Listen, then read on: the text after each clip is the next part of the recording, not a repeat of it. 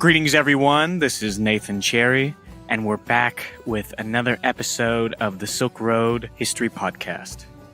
In this episode, the third installment in our History of the Uyghurs series, we pick up where we left off last time way back in September of 2018 with the rise of Yaqub Beg in 1872, and this time we'll be taking it all the way up to 1934, the fall of the Eastern Turkestan Republic. Stay tuned.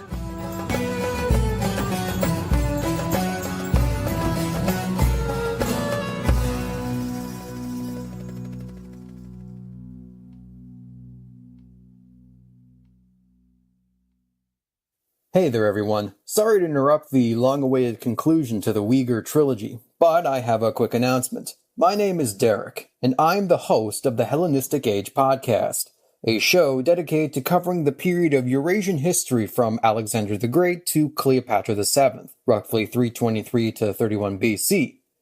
Nathan does a fantastic job covering the underrated events of Central Asian history, and without him I probably wouldn't know how to even pronounce Uyghur. But did you know that the Silk Road origins link back to the rule of the Hellenistic kings who dominated from the lands of Anatolia to the Indus Valley? In my series, I cover the fascinating fusion of Greek and local cultures across much of the known world, including Central Asia, where you have rogue Greek kings leading expeditions into modern India, and in the end becoming prominent Buddhists, or the creation of superweapons like the Tesseracontaries, the largest man-powered vessel ever built, requiring 4,000 rowers just to move it. Looking for something dramatic? Try the Wars of the Diadohoi, where Alexander's successors duke it out for the empire in the greatest funeral games of all time. If my whiny accent has got you this far, then maybe I have hooked you. So check my show out, available on iTunes and more. Now it's time for the Uyghurs, and hopefully I will see you all next time on the Hellenistic Age podcast. So there are no real announcements to go through before we get to the meat of the episode this time, but there are 3 corrections from last episode that I'd like to just go over so you can listen to this episode without a guilty conscience. First, last time I said that the new territories that the Qing dynasty incorporated into their empire was 3 million times the size of France. That would be 1.931 times 10 to the 14 square kilometers. Now, I'm not very good with numbers. I'm pretty stupid in that regard. But even I know that's pretty big. And Xinjiang is pretty damn big, but it's not that big. The Earth is only 510 million square kilometers. So, you know what I meant. It's 3 times the size of France, 1.665 million square kilometers, not 3 million times the size of France. Next correction, last time I said that a certain Alim Kuli, who I called the Khan of Kokand, sent Yaqub Beg and Buzurg to conquer Kashgar in 1865. Well, Alim Kuli certainly did send Yaqub Beg and Buzurg to do that, but he wasn't the Khan of Kokand, but rather was known as an Atabeg or an Atalik, which is a Turkic title referring to a hereditary lord whose job is basically to help raise the heir to the throne. So he ruled Kokand as the de facto ruler through a puppet Khan who was named Sultan Sayyid Khan, rather than directly. In any case, he wasn't around for long because he died in battle against the Russians during the defense of Tashkent, the modern-day capital of Uzbekistan, either in 1865 or 1867. Couldn't find a definitive date. And the last correction is this.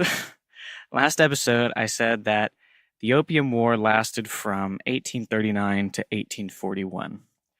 Well, my terrible eyesight failed me again because the Opium War ended in 1842 with the signing of the Treaty of Nanjing, and not in 1841. Can't believe I messed that one up, but I did. Just letting you know. Now that all that's out of the way, let's wind back the clock once more and return to the year 1872.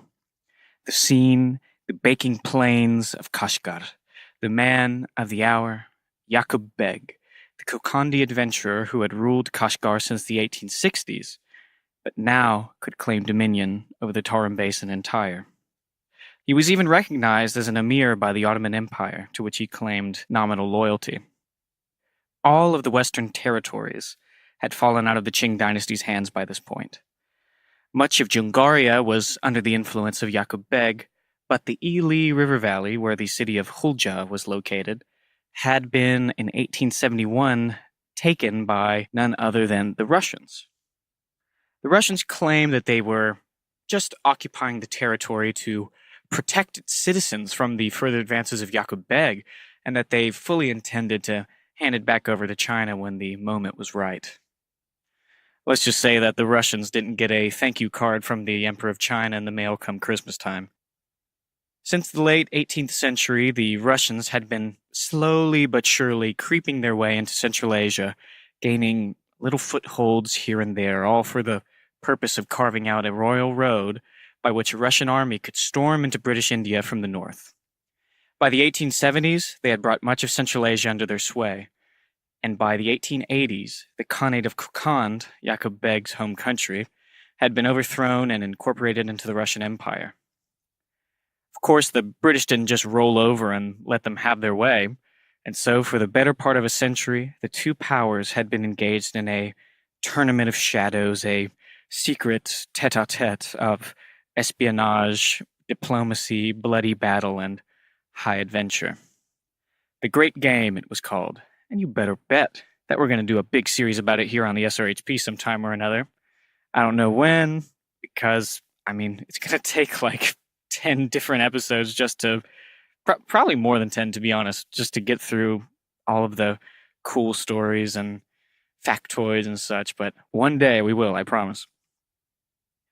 And Yaqub Beg would, for the brief time that he was on the stage, come to play his own role in the Great Game.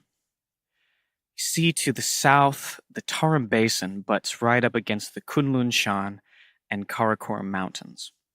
Now, these are some tall mountains, some of the tallest in the world, in fact. But they can be traversed by way of a number of passes.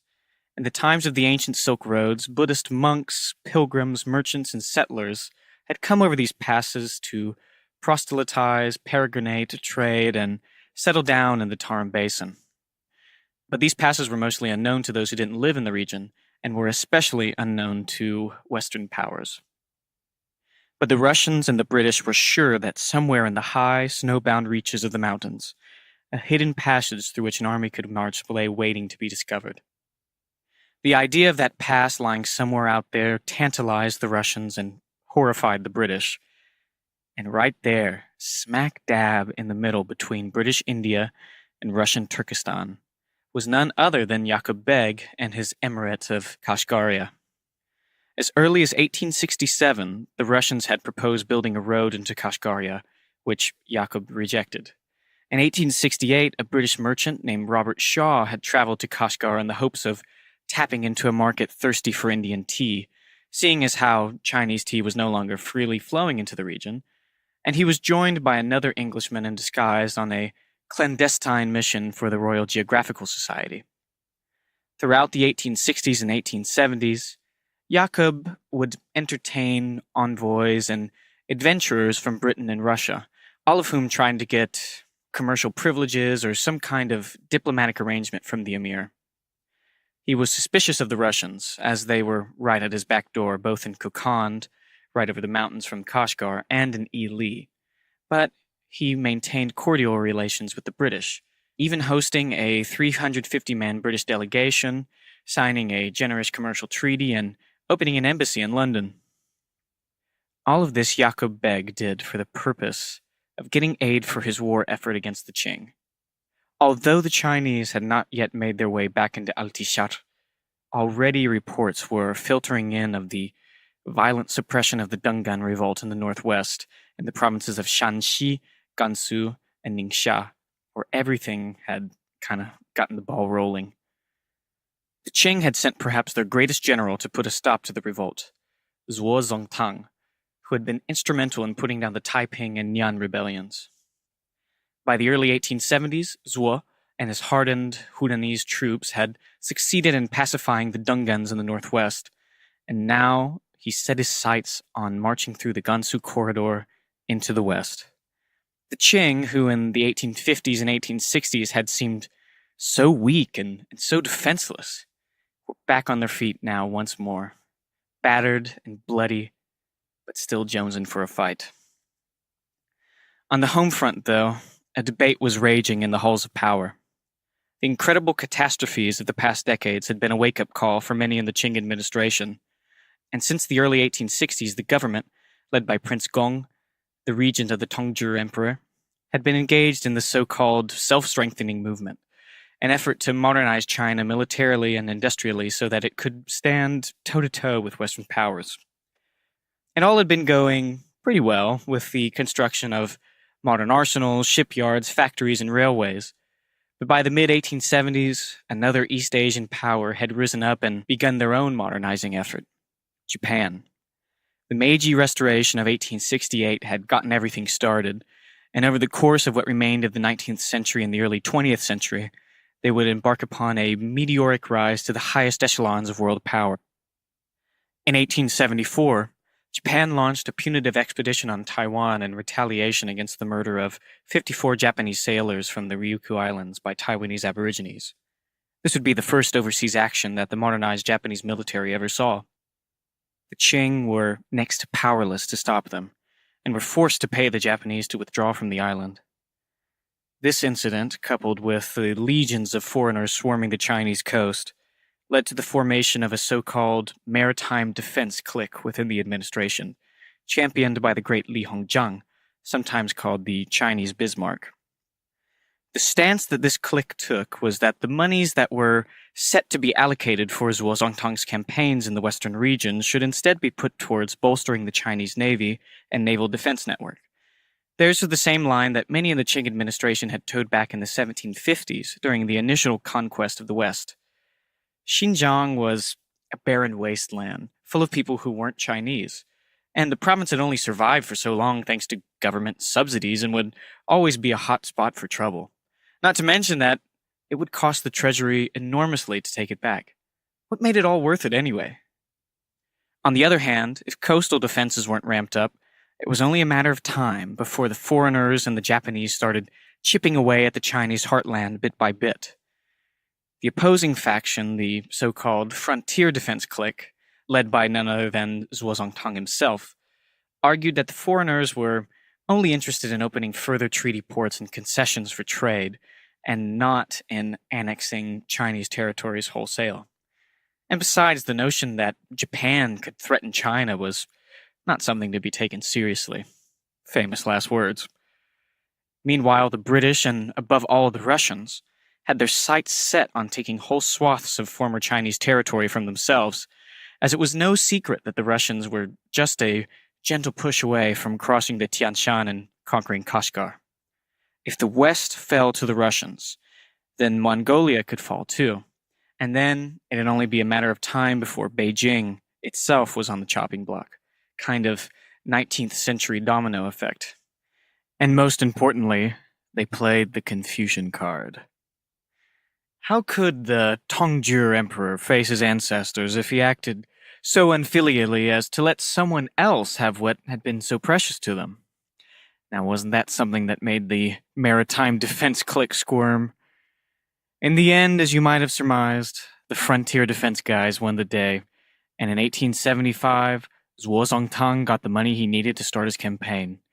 He was granted the title of Imperial Commissioner for the Military Affairs of the Western Regions, raised an army 60,000 strong, and marched out of the Gansu corridor northwards towards Jungaria in 1868.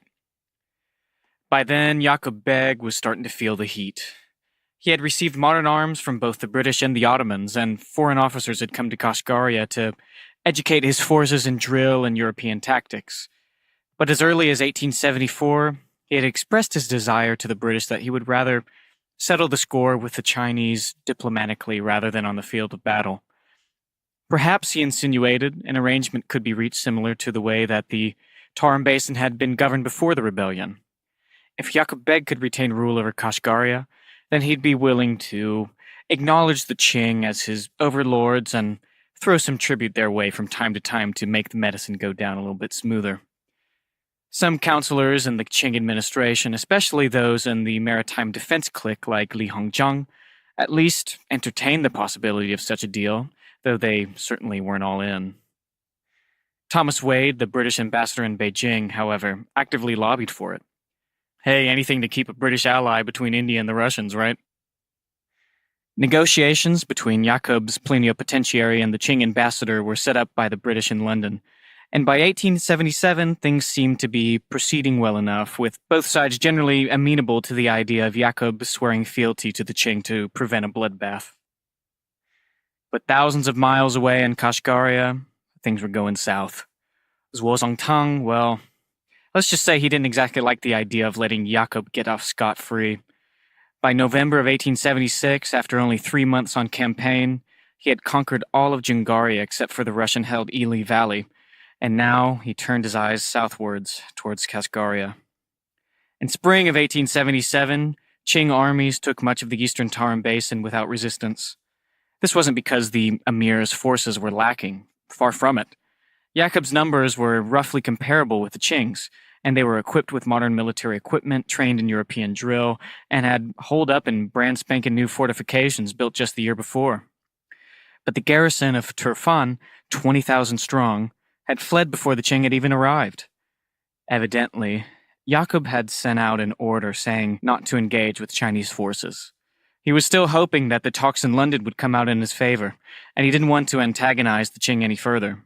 But seeing how easily Jungaria and the eastern Tarim had fallen, the tide had already turned against him in Beijing. His troops, demoralized, angry, and confused by his order not to engage with the Chinese, were turning against him too. And above all, the people of Kashgaria were against him. Despite the fact that Jakob's regime was Muslim, it was not at all popular amongst the common folk. For one, he imposed the strictest interpretation of Sharia law possible on a population that, for centuries, had lived under non-Muslim rule and just weren't all that used to following the harsh constraints of Jakob's Sharia. Prostitution, consumption of alcohol, and the sale of haram meats, all of which had been common in the markets under the Chinese, were all cracked down on, and squads of Islamic judges, sometimes called Jakob's secret police, patrolled the streets, meting out beatings, floggings, and public humiliations whenever someone wasn't towing the Sharia line. Of course, he also patronized many local Sufi shrines, and some of the more ardent Kashgari believers weren't all that opposed to the changes. But many local religious and secular leaders who had enjoyed local support were eliminated and replaced, usually by Kokandis, Kyrgyz, or Afghans who were loyal to Jakob in their own pocketbooks rather than to the people. And another thing that everyone could agree upon was that they hated the new taxes. With trade from China cut off and general famine, devastation, and depopulation from years of warfare, the economy was in shambles. To compensate and to support Jakob's army, a huge tax burden was put on the people's shoulders. Whereas under the Qing, most of the army had been based in Jungaria, now a 40,000-man army had set up shop in the backyard. Despite the fact that many modern-day Uyghur nationalists, such as Rabia Kadir, claimed that Jakob was a Uyghur hero, the people of Kashgar at the time were keenly aware of the fact that he was anything but a Uyghur, if they even thought in those terms, and most definitely just another foreign interloper. A contemporary account has this to say of life under Jakob's rule, quote, "What you see on market day now is nothing to the life and activity there was in the time of the Khite, meaning the Chinese. Today the peasantry come in with their fowls and eggs, with their cotton and yarn, or with their sheep and cattle and horses for sale. And they go back with printed cottons, or fur caps, or city-made boots, or whatever domestic necessaries they may require, and always with a good dinner inside them. And then we shut up our shops and stow away our goods till next week's market day brings back our customers. Some of us go out with a small venture in the interim to the rural markets around, but our great day is market day in town." It was very different in the Khite time. People then bought and sold every day, and market day was a much jollier time. There was no Qazi Rais with his 6 mutasib armed with the deem to flog people off to prayers and drive the women out of the streets and Nobody was bastinadoed for drinking spirits and eating forbidden meats. There were musicians and acrobats and fortune tellers and storytellers who moved about amongst the crowds and diverted the people. There were flags and banners and all sort of pictures floating at the shop fronts, and there was the jalab who painted her face and decked herself in silks and laces to please her customers. Yes, there were many rogues and gamblers too, and people did get drunk and have their pockets picked. So they do now, though not so publicly, because we are now under Islam, and the Sharia is strictly enforced." Unquote. If nothing else, people admitted through gritted teeth that at least under the Qing the economy had prospered, and they had at least been able to wear their own style of clothing rather than the Andajani style, and at least they didn't have a whole army pitching tents out back. Another contemporary writer, the guardian of the Satuk Bukhrakan shrine, had this to say of the Qing, quote, "I hate them, but they were not bad rulers. We had everything then. There is nothing now." Unquote. Satuk Bukhrakan, if you remember from the first episode of the History of the Uyghurs series, was the Karaghanid Khan, who was one of the first Turkic rulers to convert to Islam. And his shrine is one of the holiest sites in all of Xinjiang. The guardian of one of the holiest Islamic shrines in Xinjiang giving you a bad rap ain't the best for PR. Yeah, the writing was on the wall for Yaqub Beg. All of eastern Turkestan had been flung open for Zhuozongtang, and the Qing troops continued their swift advance towards Kashgaria throughout early 1877, while Yaqub waited desperately for word from London. He died in May of 1877, likely of a stroke, though Chinese sources smugly claim that he committed suicide. Word never came from London, and his modern armies were never tested in the field of battle against the Qing. You know how it goes with some of these things. Genghis Khan died after falling off his horse, Attila the Hun died of a nosebleed, Alexander the Great from a fever. So went Yaqub Beg, though he was perhaps a smidge less accomplished than the aforementioned world conquerors. Once again, we'll have to come back another time and do a whole episode on Yaqub Beg, as there are plenty of juicy details that I've unfortunately had to leave out. In any case, in the aftermath of Yaqub's death, there was what should be more than familiar to us by now, a succession crisis. But as you might have surmised, it all came tumbling down. The Russians and the British looked the other way as the Qing rolled right on through, and by January of 1878, all of the former territory was back in their hands, more or less without a fight, with many locals even defecting to their side in order to expedite the process. But the Qing couldn't just come back in and wave a magic wand to make things as they were before this whole mess got started. From Khotan to Urumqi and beyond, everywhere was death, desolation, and disorder. Refugees fleeing the chaos roamed the land, fields lay fallow, irrigation canals were filled in with rubble, and cities, towns, and villages throughout the region had been destroyed, abandoned, or burned. The Begs, who had previously served as the Qing's local rulers in the Tarim Basin, had been slain or scattered to the four winds. The great granary of Jungaria, which had once supported the army, was devastated, and the Qing military infrastructure destroyed besides. Luo Jintang, the general who had led the reconquest of the region in Zhuozongtang's name, remarked, quote, "Since the chaos, the old system has been entirely swept away, and to contemplate restoring it involves myriad difficulties." Unquote. He, along with Zhuozongtang, would be some of the first to suggest that Xinjiang be governed not with its own special administration, as it had been before, but as a province with Chinese-style rule, called Junxian. More or less, that means dividing it all up into counties and prefectures and appointing a civil servant with a Confucian education. Almost as soon as the reconquest was complete, Zhuozongtang and Luo Jintang began implementing this plan under the auspices of a reconstruction project. Infrastructure was laid down, government offices and schools were built, and little by little, the local-style rule which had prevailed in the old days was gradually undermined, though the going was slow because money was tight and the whole thing was funded by the central government in Beijing. By 1881, the Qing managed to recover the Ili Valley, which had been under Russian control with the Treaty of St. Petersburg, a major diplomatic victory and one of the last barriers to provincehood for Xinjiang. The Maritime Defense Clique still argued against Xinjiang's incorporation into the empire, saying that it was useless, but in the end, once more, the Frontier Defense Clique won out. In 1884, the Qing province of Xinjiang was established, incorporating both Zhongari in the north and the Tarim Basin in the south under a single ruling body, with Luo Jintang as provincial governor.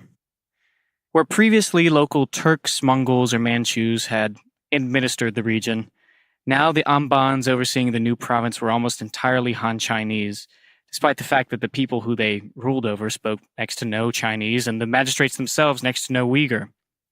And in order to repopulate the ravaged territory and get the province's agricultural engines running again, Luo set in motion a plan of land reclamation, whereby homesteaders from the Chinese interior were offered land, tools, and seed, both in Zhongaria and the Tarim Basin.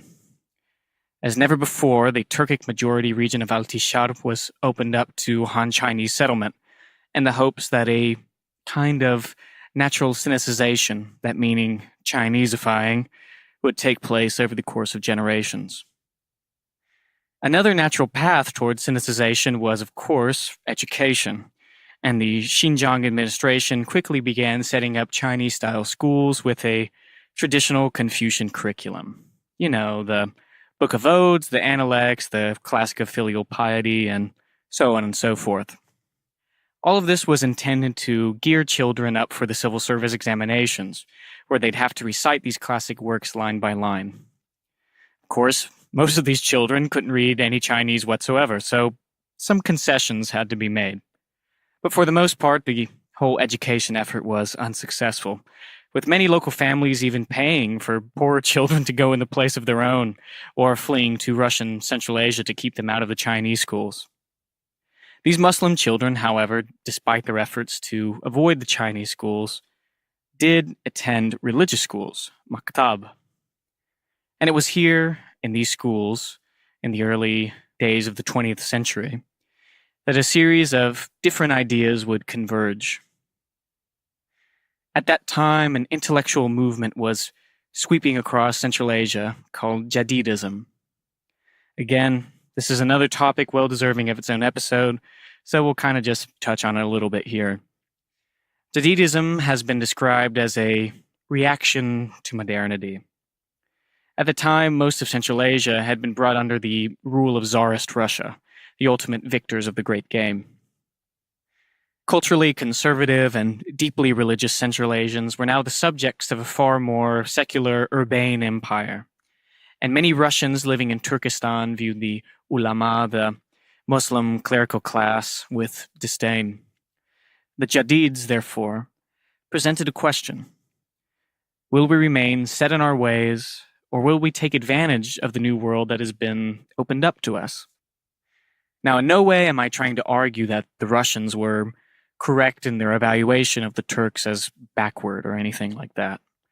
Rather, the Jadids recognized that Central Asia's incorporation into the Russian Empire brought them into contact with the world at large, including all of the newfangled scientific and intellectual developments of the 20th century. And they knew that, whether they liked it or not, this contact would change Central Asia irrevocably. The Jadids touted education reform as their primary cause, and established schools and bookshops around the region which employed their so-called new method. This new method included an emphasis upon viewing Islam as but one alcove in an immense hall of knowledge, teaching mathematics, history, geography, and language alongside traditional Islamic subjects. Notably, girls were even allowed to attend these schools. The curricula of the schools were also infused with Pan-Turkism, a brand of nationalist thought that had begun in the Ottoman Empire, whose ambition was unification of all Turks into a single people. Many Turks living outside of the borders of the Ottoman Empire were much more inclined to view the Turks kind of as we do today, as a single tree with many branches. The ancient Uyghurs some argued, were one of those branches. In Xinjiang itself, the Jadids were slow in establishing themselves. But intellectuals, many of whom were educated in Moscow or Istanbul, in exile communities in Russia's Central Asia, calling themselves either Taranchis or Kashgaris, had taken to the movement, establishing reformist schools, disseminating Jadidist newspapers, magazines, and textbooks, staging dramas, and organizing themselves into clubs to discuss all of the intellectual trends of the time. These scholarly folk would, from time to time, make their way back to the Tarim Basin and set up their own schools or bookshops. And thus, the seed of Uyghur nationalism, small as it was at the time, was planted in Xinjiang. The ancient Uyghurs had become a subject of some interest in the intellectual sphere as well. It was during this time, the late 19th and early 20th century, that the famous Silk Road explorers Sven Hedin and Aurel Stein made their expeditions, discovering troves of Uyghur manuscripts and relics throughout the Tarim Basin.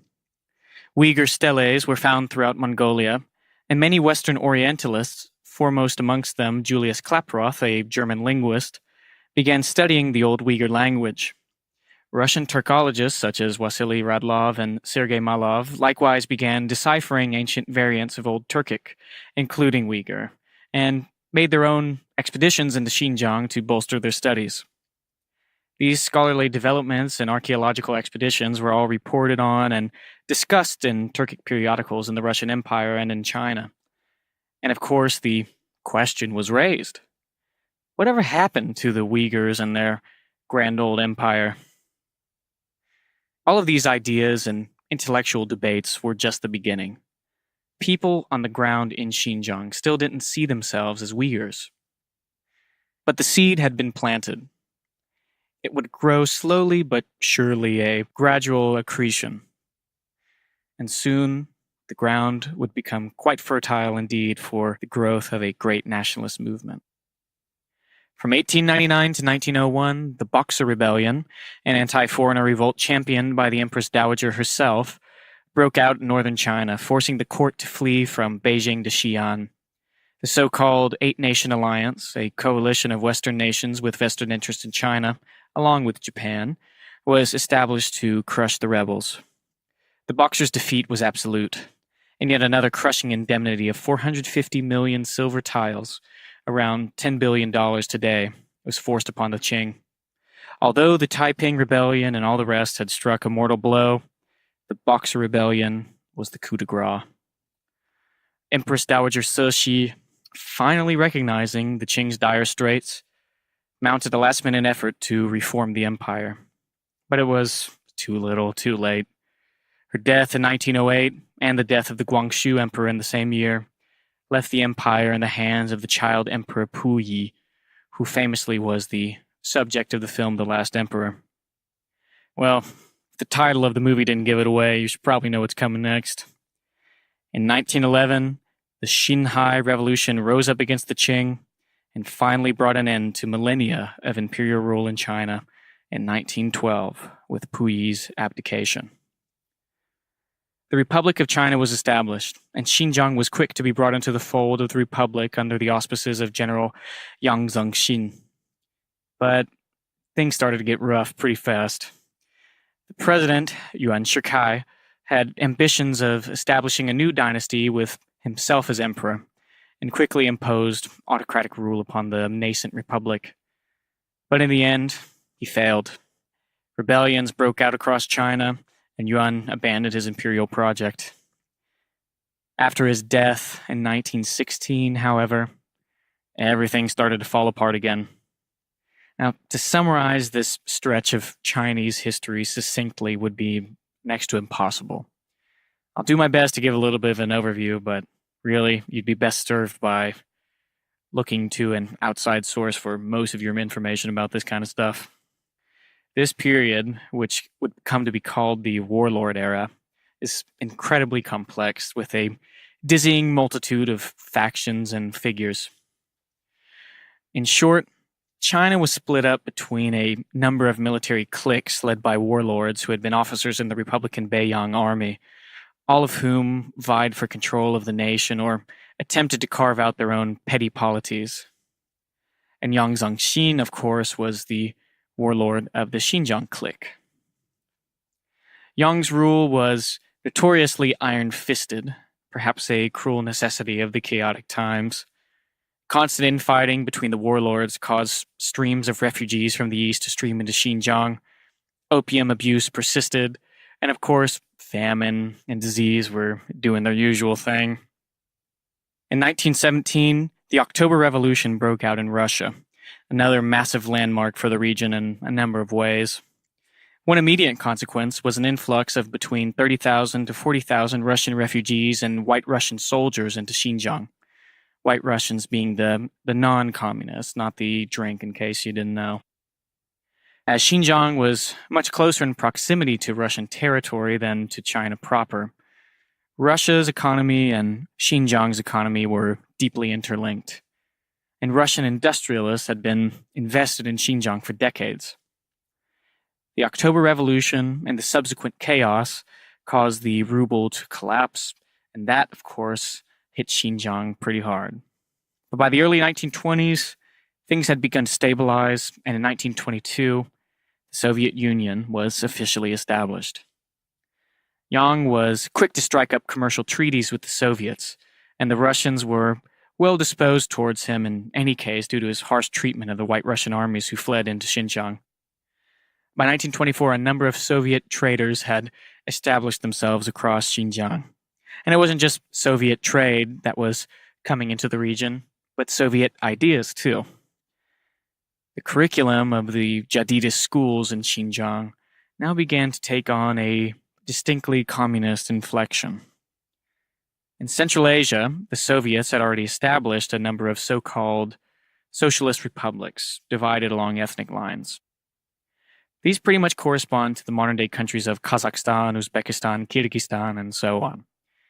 And it was the ambition of some in the Turanchi or Kashgari exile communities there to do the same in Xinjiang, to set up their own socialist republic. The Kashgaris and the Turanchis were, of course, Turkey residents of the Tarim Basin who had, at some time or another, went to live in Tsarist Russia. In 1921, the Turanchi and Kashgari groups convened a congress in Tashkent, the capital of Uzbekistan, supported by the Turkestan Bureau of Communist International, Comintern for short. Now, Comintern was the Soviet initiative for the establishment of communism throughout the world, in case you didn't know. At the Congress, the various parties agreed upon the creation of a revolutionary union of the Altishari Jungarian workers Uyghur, or the Organization of the Revolutionary Uyghur. Many historians now regard this as one of the first instances of the use of the word Uyghur to refer to the inhabitants of the Tarim Basin, though as I've mentioned, the idea had been entertained in the intellectual community for at least a few decades previous to the Congress.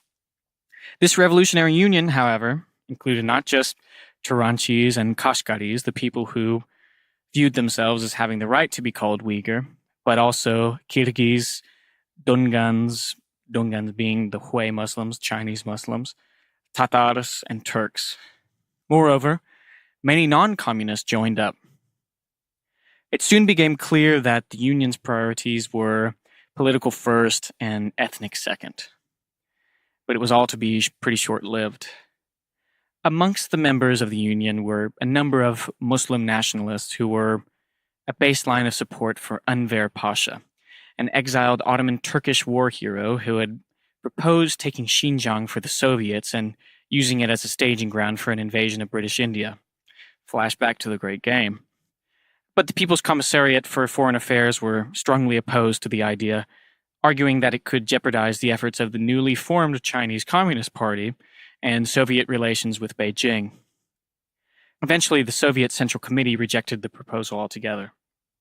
But Enver Pasha begged to differ, revolting against the Red Army in Bukhara. The non-communist wing of the Organization of the Revolutionary Uyghur, inspired by Enver's pan-Turkish rhetoric, threw their lot in with him rather than with the Bolsheviks, splitting the union in two. The organization was more or less dissolved, Pasha was killed shortly afterwards in 1922, and the whole affair was brought to an ignominious close. Throughout the 1920s, the conversation about what being Uyghur really meant continued. Some proposed the idea of there being different peoples in plural under a single Uyghur umbrella, so the Uyghur peoples. During the 1927 Soviet census, those who identified as Uyghur were further asked to clarify if they were Kashgari, Taranchi, Dungan, or Kalmak. The Kashgaris and the Taranchis continued to work separately, lobbying for their own goals rather than forming a unified nationalist Uyghur movement. And the movement's success in Xinjiang itself continued to be quite limited. Many Kashgari or Taranchi intellectuals had fled to the region due to their opposition to the Soviet Union and to communism, and many regarded the word Uyghur as synonymous with Bolshevik. Some attempt was made to further this so-called Uyghurist cause by amping up the spread of Voice of the Poor, the principal Soviet Uyghur journal, and the Central Asian Bureau in Moscow intended to invite what communists there were in Xinjiang to a secret congress in Kazakhstan with the aim of establishing a Xinjiang revolutionary movement. But any secret Soviet inroads into Xinjiang were brought to a halt in 1924, when relations were officially established between the Soviet Union and the Republic of China. In 1925, one of the founders of the Kuomintang, or the Chinese National Party, and the man who was called the Father of the Nation, died, being succeeded by Generalissimo Chiang Kai-shek. Chiang's intention was to eliminate the warlords and unite the country, and he had a coterie of Soviet advisors to aid him in the effort. But he was deeply suspicious of their intentions, thinking, not unreasonably, that their true alignment was to the CCP, the Chinese Communist Party, with whom the Kuomintang had formed a temporary alliance in order to defeat the warlords. Consequently, starting in 1927, Jiang mounted a nationwide purge of the communists known as the White Terror, fracturing the so-called First United Front, the name of the shaky union between the Kuomintang and the CCP. And this purge also put an end to the Soviets' neutral posture towards China and Xinjiang. Meanwhile, the Kuomintang completed its campaign against the warlords, known as the Northern Expedition, in 1928, uniting China for the first time in over a decade. Yang Zengxin, the warlord of the Xinjiang clique, remained in power, having pledged allegiance to Jiang's new government, and putting on the charade of being nothing more than an official of the Republic of China. The new government, however, had different ideas about Xinjiang than its predecessors, and wasn't about to let Yang keep it as his personal cash cow any longer. He wouldn't have been able to in any case, because on July 7th, 1928, Yang fell victim to an assassination ordered by his political rival Fan Yaonan at a banquet. Fan and his supporters moved to seize control of Xinjiang, but were captured by troops loyal to Jin Shu-ren, Yang's right-hand man, at the provincial yamen in Urumqi. Fan and his honchos were executed, and Jin proclaimed himself the governor of the province, with the support of the central government in Nanjing. Where Yang had been brutal but efficient, Jin proved to be bumbling and just plain greedy. He raised taxes, seized the reins of the gold and jade industry for himself, and printed millions of paper bills to keep up with the ever-increasing provincial debts. But his greatest sin was upsetting what had been the norm in the region since the beginning of Qing rule in the 18th century, allowing local rulers to keep a hold onto their power. Since the beginning of Chinese rule in the region, locals had been allowed to collaborate with the Chinese in exchange for maintaining their titles and privileges. After the reconquest of Xinjiang, the Qing had attempted unsuccessfully to replace these rulers with Han officials. But Yang had thrown the Qing policy out, recognizing that it kind of kept a lid on things. During Yang's time, the Khan of Hami was Maksud Shah, a man deeply unpopular with local inhabitants due to his demand for heavy corvée labor and livestock tribute. So unpopular was this ruler that his subjects had revolted twice in 1907 and 1912 against him. When he died in 1930, the locals of Hami breathed a collective sigh of relief, and when Jin announced that Maksud Shah's Khanate would be abolished and replaced with 3 new administrative districts, They started looking up, but their hopes were dashed when Jin doubled their tax load. And to add insult to injury, Han and Dungan refugees fleeing from conflict in Gansu province were given land left seasonally fallow by local farmers, crop rotation, in addition to tools, seed, and a 2-year tax holiday. To compensate them for their loss, farmers were given dry, poor land on the edge of the desert. Han government officials and troops further extorted the locals for grain, livestock, and land. Well, that certainly got their blood boiling. Not to mention that Jin had forbidden Xinjiang Muslims from going on Hajj to Mecca, one of the 5 pillars of Islam. Suffice it to say that Jin had deeply outraged the Turkic and Muslim inhabitants of the region, and the last straw was soon to come. In early 1931, a Chinese officer coerced a local Hami man to allow him to marry his daughter. According to some accounts, the father had conspired with other local men to bring a stop to the marriage by any means possible. Soon a mob had formed, many of the new Han settlers were left beaten or even killed, and Hami itself was soon seized. But Chinese enforcements arrived quickly thereafter and forced the insurgents out of the city and into the hills. But over the course of the next few months, bloody reprisals against local Muslims turned everybody against Jin.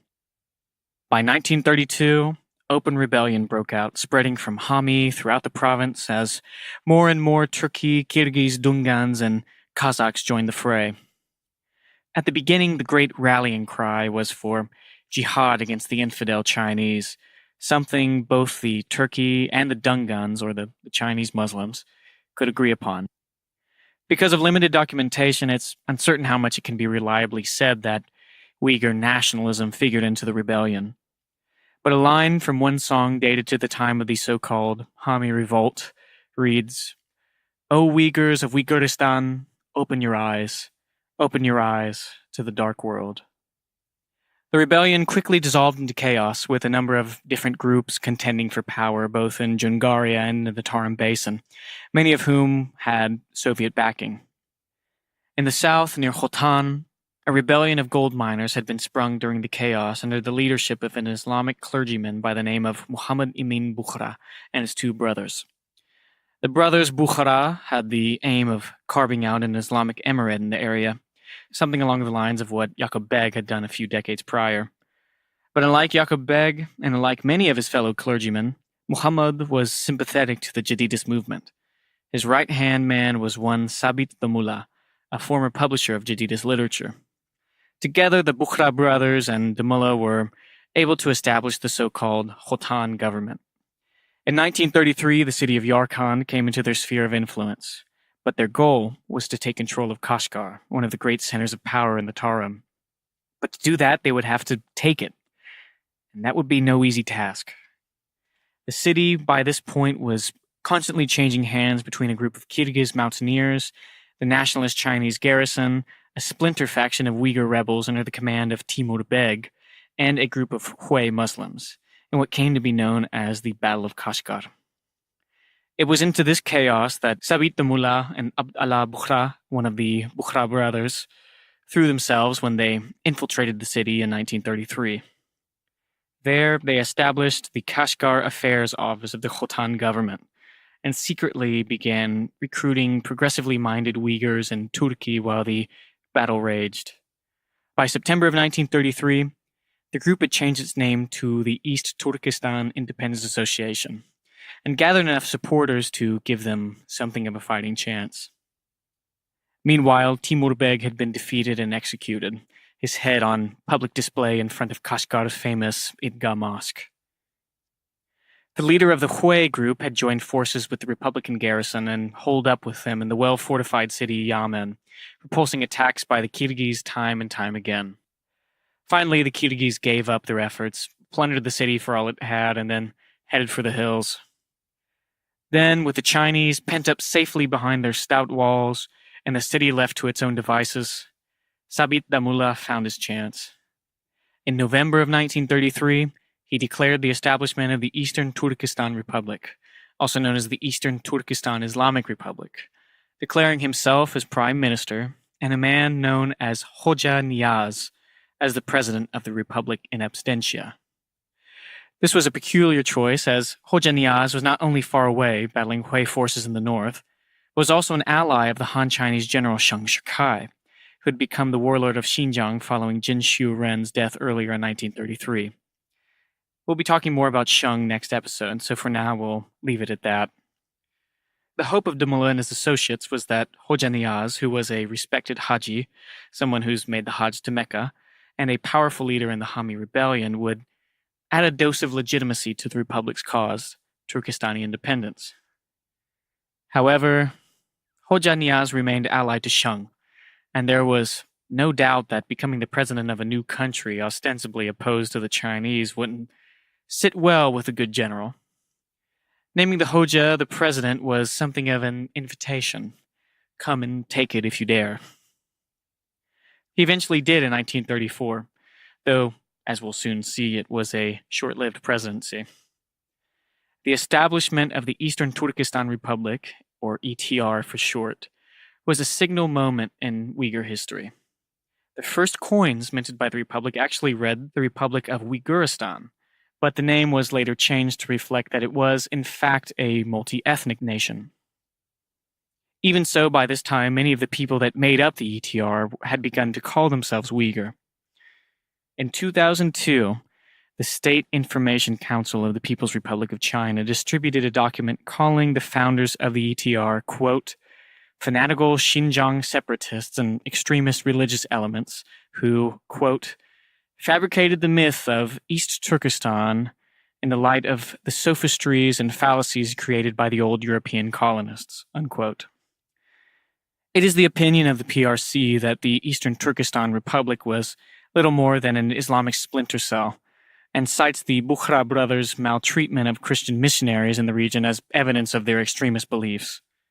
Now, the ETR was unquestionably founded upon Islamic basis, but it's uncertain to what degree. The ETR constitution, at least, is clearly Jadidist in character, as were the officials of the newfangled nation, almost all of whom had had some participation in the Jadidist movement and the so-called Uyghur Enlightenment of the 1910s and 20s. The Constitution even leaves out the word Islamic from the official name of the Republic, though it is added back in other documents.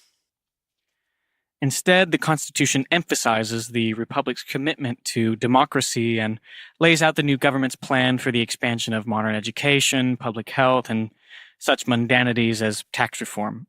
Certainly not more religious a document than something like the Declaration of Independence, though it does claim that the Republic will govern in accordance with Sharia law in the first clause. Ultimately, however, the ETR had little to no power to actually carry out its lofty goals. The newly formed state received little international recognition or interest. Turkey sent its regards, the early 20th century version of a Thoughts and Prayer Facebook post, and the British consul in Kashgar, at the very least, had an interest in the ETR, though that interest never went beyond that. The Republic of China and the Soviet Union, of course, both actively denounced the ETR, and armies sympathetic to their interest were rapidly approaching Kashgar. In response, inflation in the city skyrocketed, the Swedish missions pressed straining to print enough bills to keep up. Furthermore, the new Republic's military capability was middling at best, and it was never able to dislodge the nationalist forces from the walled Chinese quarter on the outskirts of town, though they were constantly besieged. But in February of 1933, a Dungan army fighting in the name of the Kuomintang, the nationalist Chinese government, descended upon the city, forcing the ETR government to flee eastwards to Yengi Hisar. The besieged garrison then emerged from the Chinese quarter and carried out a large-scale sacking of the city, massacring up to 4,500 Uyghur civilians. Then, everything fell apart. Hoja Niaz, the president of the ETR, defected once more to the side of Shang Shikai in exchange for a place in his regime. Shortly afterwards, he captured Sabit de Mullah and a number of other ETR officials and turned them over to Shang. Some escaped over the mountains to India or Afghanistan, but the rest were not so lucky. The mullah himself was either executed by hanging in June of 1934 in Urumqi or spent the rest of his life in prison. The sources are unclear.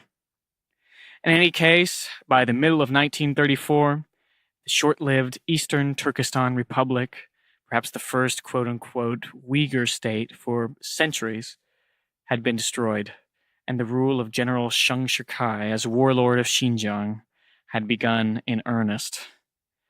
Although the ETR was short-lived, it nevertheless marked a significant milestone in the further development of Uyghur nationalism and identity. As our story continues, it'll continue growing and growing, gaining strength and recognition. But for now, we'll put the bookmark in here and pick it up next time.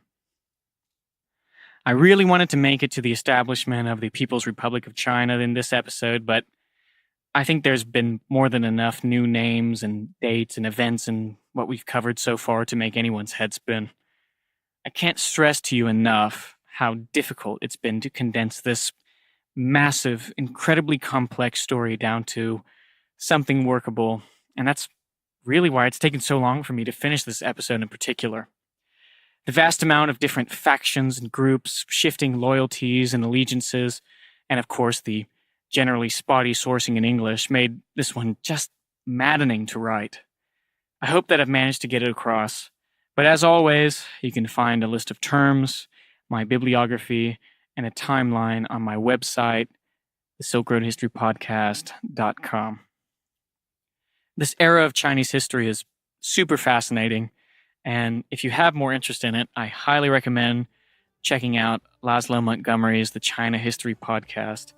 He has a lot of different episodes about the warlord era, about kind of early 20th century Chinese history that are just amazing and really clarify a lot of the things we've talked about in this episode if you're unfamiliar with the subject. So I highly recommend you check that out if you are looking to learn a bit more about this subject. If you've enjoyed this episode, I hope that you'll consider making a small donation to the SRHP on my Ko-Fi page. With Ko-Fi, you can make a small one-time donation of $3, the price of your average cup of coffee. Believe me when I say that I'm not a rich man, and the cost of monthly hosting fees and scholarly books can really add up.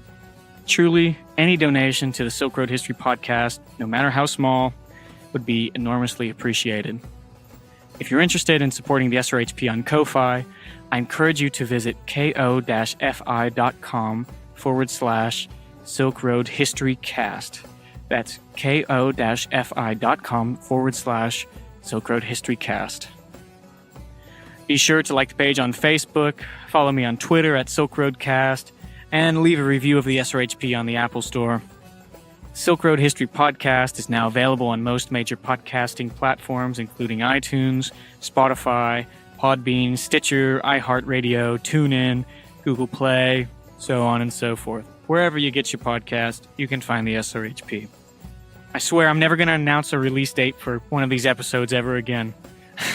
Thank you all for listening and supporting the podcast, and join me next time for the History of the Uyghurs, Part 4. This is Nathan Cherry, host of the Silk Road History Podcast, signing off.